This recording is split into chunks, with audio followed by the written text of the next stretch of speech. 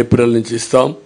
పెంచిన పింఛను ఏప్రిల్ నుంచి ఇచ్చి ఇంకొక పక్కన వికలాంగులకి దివ్యాంగులకి 6,000 రూపాయలు ఇస్తాం.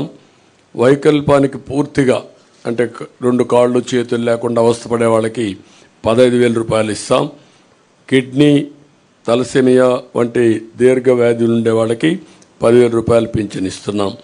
ఇది కాకుండా 2 సెంట్లు ఇంటి జాగా గ్రామీణ పట్టణ ప్రాంతాల్లో గ్రామాల్లో 3 సెంట్లు ఇస్తాం.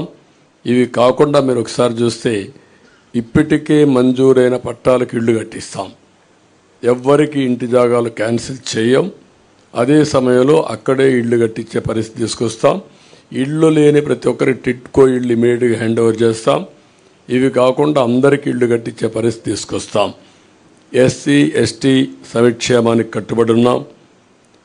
జిల్లాల వారీగా వర్గీకరణ కూడా చేస్తాం. ఎస్సీ ఎస్టీలకు 50 సంవత్సరాలకే పింఛన్ ఇస్తాం. సప్లాన్ నిధులు వారి అభివృద్ధి కోసమే ఖర్చు పెడతాం.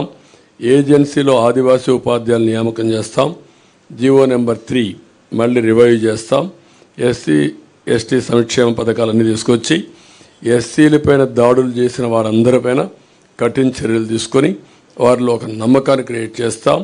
ఎస్సీ ఎస్టీ బ్యాక్లాగ్ పోస్టులు కూడా పూర్తి చేస్తాం. ముస్లిం మైనారిటీ సంక్షేమ